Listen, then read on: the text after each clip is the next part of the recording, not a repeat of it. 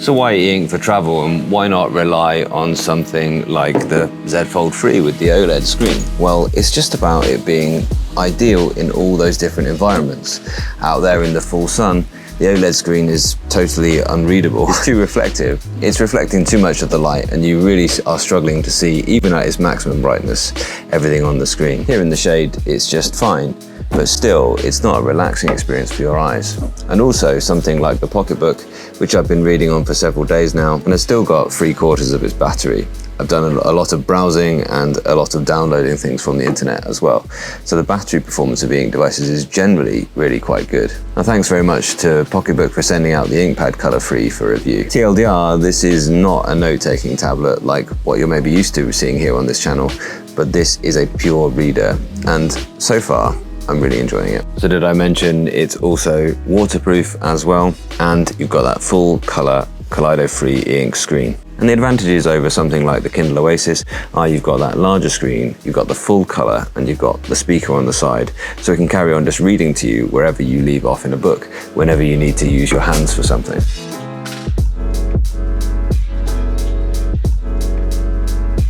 A question that I ask myself quite a lot, especially around this time of year, is what's the best travel companion for reading? So I'm evaluating two new ones and one which still hasn't left my wheelhouse, the Z Fold 3. We've got two which are sporting Kaleido-free e-ink.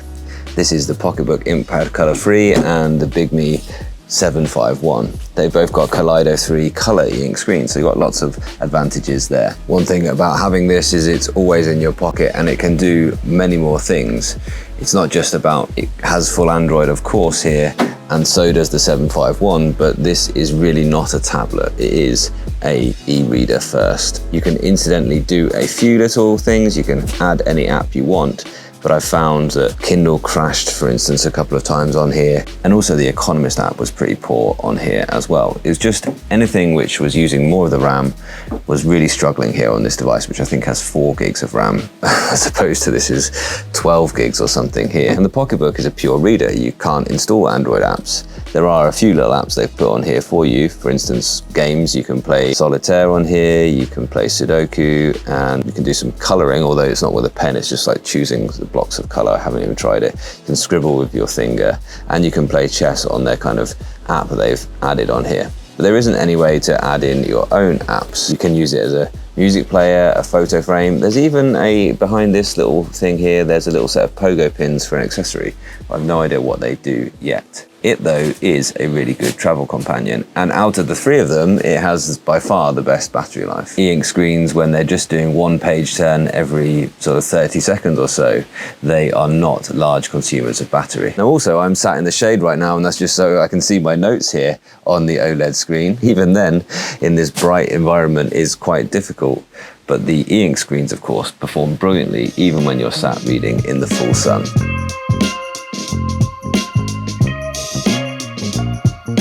I've been thinking a lot about reading recently. I'm aiming to read 104 books in 2024, which is 2 a week, of course.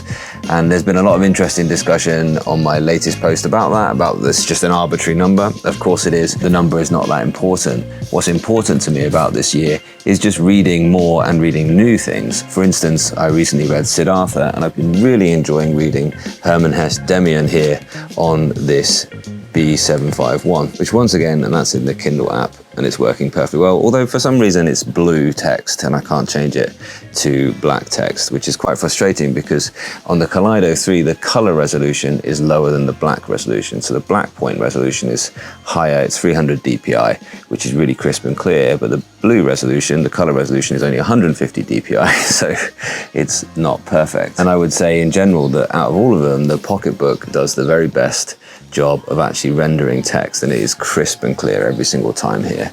It's a really well optimized screen. It's the same technology as the B751, but it's well optimized for reading. It's great. So yeah, the interesting thing is by doing this little reading challenge, totally arbitrary, and I'm not going to be all that bothered if I don't quite get there to that number, but I have discovered new things that I'm interested in reading, and reading Siddhartha has led me to really enjoying Hermann Hesse, and I'm going to say something which is quite a claim here. I'm enjoying Hermann Hesse as much as I enjoyed Tolstoy, and that's a big claim. controversial statement there from me. And there was a very interesting discussion. Some people were on the side that audiobooks shouldn't count as reading. They're just the same as podcasts or watching videos. I don't think that's quite the case. And I think the point is you're still consuming a book which has been well edited and really well thought through as a whole piece of knowledge. And I think that still counts as reading over what is a podcast, which is more often like a conversation between two people. Great, very useful, very valuable things in podcasts, of course, but I don't think it's quite the same thing as a book. And then there's the point which audiobooks, when they're well acted, are maybe even better than books. And for instance, I'm currently listening to Patti Smith Just Kids, and it's read by Patti Smith, which that is a fabulous experience. It's, that is better than reading the book itself. Hearing Patti actually deliver those words in an inimitable style, it's brilliant. It's definitely a recommend. The pocketbook can carry on reading to you at any point in any book. It has automated text-to-speech on it, and you can choose which AI voice you like. Mass efforts to form the sharp edges of its channel. Such are the sources of rivers. Expand and flow out to under a more genial heaven. But of course, it's never going to be the same as having a voice actor. But it might just be in a pinch when you really want to carry on that text because you're really gripped by what's going on and you need to do something with your hands. That might still be a useful feature. And as far as I'm aware, it's the only kind of pure e-reader that can do that. It even has a speaker on the side, which is great because you don't have to remember to have your earphones to make that transition from reading to listening. You can just put it on the speaker and carry on where you left off. Reading, like so many things in professional lives, is about getting into that flow and being able to stay in that flow. And then there's another point about listening to books, which can enable you to consume books a lot more quickly. So you can listen to books on 2 times or 1.5 times, I find is the fastest I ever want to go. And that's okay for some books. But of course, I wouldn't want to speed up Patti Smith reading that book, because it's her delivery which is making that such a rich experience. So there's a right speed for the right book, really. You might want to speed up a book which is just like pure information and the person is just delivering a lot of information which is useful to you. You might want to speed up your consumption of that, but actually leave a book which is well acted, leave that at the normal pace, the 1-time speed. But no, I'm definitely of the opinion that listening to audiobooks counts as reading.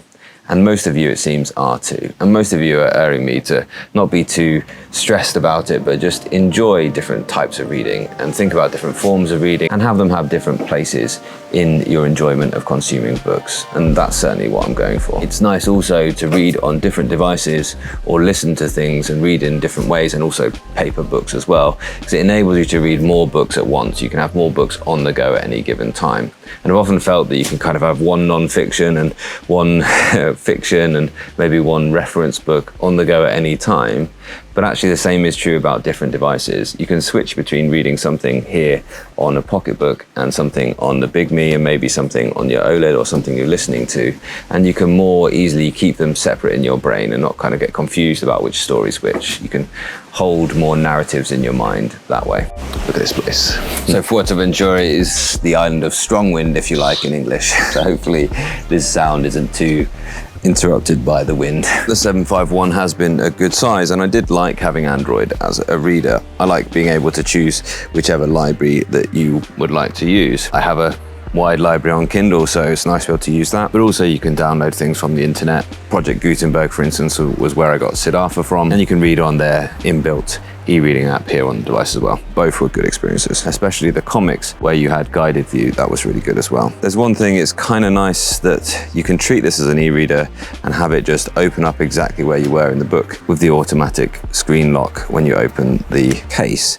But of course you're logged into Google Play, so I have actually put in a PIN code now so that I can actually make sure that my Google account is secure, which I think is important there. That won't be the case on Kindle, of course, where, it's just your Amazon account. All they could do on it, I guess, is just buy books. So I think that Android e-readers do need to actually put in a fingerprint reader to allow you to open that quickly. Big Me devices do have fingerprint readers, but not on this size. The batteries performed really well on that for reading, but I do find the animations a little bit painful on Kindle on the highest quality. So you've got that contradiction between wanting it to be a really fast refreshing screen and getting the best quality out there. You have to manage the screen on that. You have to learn to use the e-ink sensor, whereas the Pocketbook is always optimized for reading. And if we're talking about reading when we're traveling, well, this has been in general a better experience. I've yet to try comic books on here though. There's also no auto dimming on here, which would be really good to see, I think. But I'm really enjoying reading on this thing. There is auto dimming on this and auto brightening on this when it gets bright, which is kind of a frustrating experience. So the B751 is good, but I think Big Me can do better. And they probably will in the future. Then I've been thinking about reading at home, the exact opposite of this, on the large Big Me e-ink screen, and that's been a really good experience so far. So you've got this kind of like, part of me at the minute is reading for a bit of a challenge, but it's also reading to expand my repertoire of what I'm reading. But then there's also reading for purpose, and that is really good on that big e-ink screen. You know, you maybe have got something you're working on and you're reading, and you're directly making your notes directly into what you're working on. You're directly building your document based on the source text that you're using on the e-ink screen. I think that's an absolutely fabulous thing at home. Then there's reading for meaning, there's reading for understanding, and reading for depth. And a larger screen tends to lend it to that. And the getting distracted there by the notifications on your phone, it isn't really doing that for me. It isn't really allowing me to keep my focus, to keep me deep in this work that I'm doing right now. Been even recommended on this journey a book called How to Read a Book, which is the total most meta bit of reading I've ever done. And they're talking from a standpoint of there being a speed reading craze in the 70s. And now where, you know, some people learn to read from role-playing games, and I noticed that young people will read very quickly. They'll kind of skim read for certain facts, and they'll miss like a key modifier in a sentence. So they'll miss the not part of a sentence. So the sentence might be, give me reasons why this is not the case. And they'll end up answering and give me reasons for it being the case. And that's because they're kind of learning to read based off of role-playing games. So they have to get information quite quickly to move on with a quest. And incidentally, I think I kind of learned to read somewhat in that as well. And even more now, they're reading from like subtitles in TikToks where every word is highlighted as it's spoken. So there's this kind of reading that is, once again, we're getting this issue with young people learning to try and read quickly rather than try and read for depth and understanding. And sometimes when I read, I actually do sound out words in my head, and I'm conscious that I'm doing that, and I'm conscious that I'm slowing my reading down and taking things in and reading for understanding, rather than when I'm trying to skim something to get information out quite quickly. So that's just like that idea of reading on 1.5 speed rather than listening to the voice actor giving it in the meter that they've designed it. There's also on the Kindle app, you can do that word runner thing where they, you kind of stare at the middle of the screen and the word's really big, and you can consume text really quickly that way. But I would suggest that it isn't the way to get the most meaning out of words. And what I notice about young people is that although they can read, they often don't read. So that's an issue with young people. They're not used to getting meaning from text. They're not used to seeing a bunch of words and actually taking the meaning out from that text. Yet the way that they're taught to read in schools is brilliant. It's so well thought out. It's amazing to see the way my daughter and my son are picking up these skills of reading. Yet somewhere along the lines, kids just kind of lose faith with reading. And the example being that my nephew used to be an avid reader, and he's since kind of stopped reading. And the reason I think for that is that he's just stopped being interested in the things that he used to read. Young people often don't have a habit of reading. They're not used to looking at a page and taking meaning from it. They're not used to looking at a sign and thinking that must be meant for me and reading it to take the understanding. And now it's YouTube where they actually think that most information comes from. They think that it's easy to listen to somebody explain something on a video than it is to find that information on a page. And it isn't. And I tell them quite often, I say it's still the most efficient way to get an idea from one brain to another is to write it down and then the next brain to read that text. And I say to them, everything that we know as a human race is written down. And I give the example of Abraham Lincoln having not gone to a formal school, but of course been an incredibly successful person. Great leaders are great readers is one kind of quote which is often used in conjunction with that. And then there's, the professional kind of me just wanting to disappear off into the wilderness. And one thing I'm reading on Pocketbook is Walden, which is Louis Theroux, which is like a kind of book about somebody who goes into the wilderness and lives in a cabin and writes that book. It's recommended in a lot of Cal Newport's books, so Deep Work and Digital Minimalism. One thing Abraham Lincoln says is a capacity and taste for reading gives access to whatever has already been discovered by others. It's a key or one of the keys to already solved problems, and yet not only gives a relish and facility for the successful pursuing of the unsolved ones. He goes on to say, books serve to show a man that those original thoughts of his aren't very new at all. I think that's great. Another couple of quotes about reading that I found. Books are the quietest and most constant of friends. They are the most accessible and the wisest of counselors and the most patient of teachers. So that's Charles W. Eliot. This one I really liked as well. From W. Somerset Maugham, to acquire the habit of reading is to construct yourself a refuge from almost all the miseries of life. On reading as a source of knowledge, the things I want to know are in books. My best friend is the man who will get me a book I ain't read.